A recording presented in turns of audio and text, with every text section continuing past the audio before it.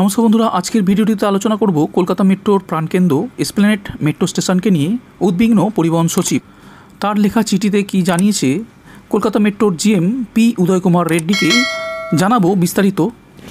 তার আগে আজকের ভিডিওর বোনাস আপডেটটি হলো করমণ্ডল এক্সপ্রেস বুধবার থেকে আবার চলবে। 5 দিন পর বুধবার বিকেল 3:15 নাগাদ আবারও শালিমার থেকে চেন্নাইয়ের উদ্দেশ্যে রওনা দেবে করমণ্ডল এক্সপ্রেস।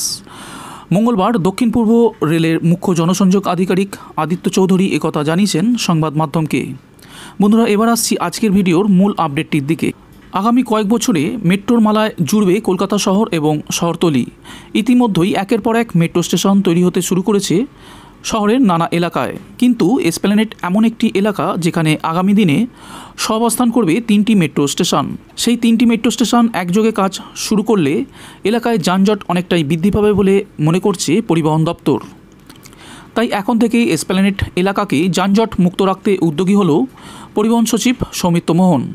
সোমবার তিনি এই সংক্রান্ত বিষয়ে একটি চিঠি পাঠিয়েছেন মেট্রো রেলের জেনারেল ম্যানেজার পি উদয় কুমারকে।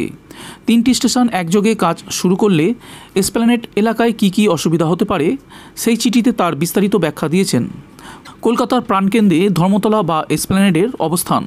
বর্তমানে সেখানে রয়েছে এসপ্ল্যানেড মেট্রো স্টেশন। আগামী 1 বছরের মধ্যে ইস্ট ওয়েস্ট মেট্রো প্রকল্পের অধীনে নতুন একটি এসপ্ল্যানেড মেট্রো স্টেশন কাজ করা শুরু করবে। আবার জোকা থেকে বিবাদীবাগ মেট্রো প্রকল্পের একটি স্টেশন তৈরি হবে এই এসপ্ল্যানেডেই। এই মেট্রো স্টেশনটি তৈরির জন্য আবার কলকাতা পুরসভার বিধান মার্কেটটি সরিয়ে অন্যত্র নিয়ে যাওয়া হচ্ছে।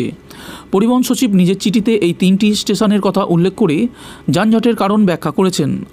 আগামী দিনের কথা মাথায় রেখে এখন থেকেই মেট্রো কর্তৃপক্ষকে যাত্রীদের চলাচল, যানবাহনের যানজটের মতো বিষয়গুলি নিয়ে সমীক্ষা করে তার মূল্যায়ন করার পরামর্শ দিয়েছেন। কেন এখন থেকে ভবিষ্যতের ভাবনা ভাবতে হবে তার ব্যাখ্যাও চিঠিতে স্পষ্ট করেছে পরিবহন সচিব।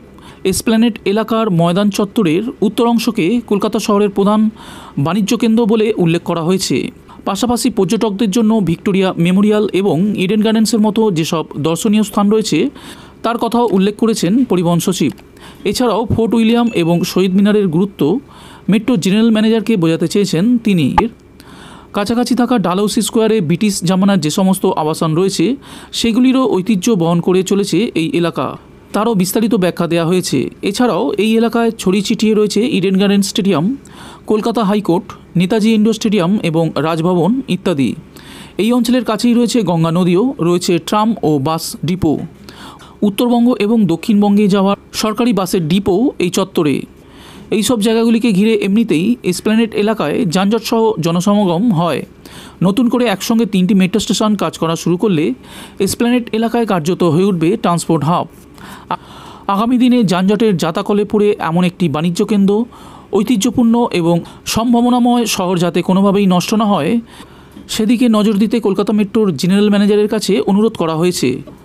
2016 সালের ডিসেম্বর মাসে এই সংক্রান্ত বিষয় নিয়ে একটি সমীক্ষা চালিয়েছিল কেন্দ্রীয় নিয়ন্ত্রণাধীন সংস্থা রাইটস। সেই রিপোর্টটি নিজের চিঠির শেষ অংশে উল্লেখ করেছেন পরিবহন সচিব। 2 পাতার এই চিঠিটির সঙ্গে রাইটসের সেই রিপোর্টটি যুক্ত করে মেট্রো রেলের বর্তমান জেনারেল ম্যানেজারের কাছে পাঠানো হয়েছে। সঙ্গে তিনি প্রয়োজনীয় পদক্ষেপ নেওয়ার আশা প্রকাশ করেছেন। এই চিঠির প্রতিলিপি পাঠানো হয়েছে পরিবহন মন্ত্রী স্নেহাশিস চক্রবর্তীর দপ্তরে। এছাড়াও চিঠির প্রতিলিপি দেওয়া হয়েছে মুখ্য সচিব, কলকাতা পুলিশ কমিশনার, পুর নগরোন্নয়ন সচিব, কলকাতা পুরসভার কমিশনার ও পূর্ত দপ্তরের সচিবকে।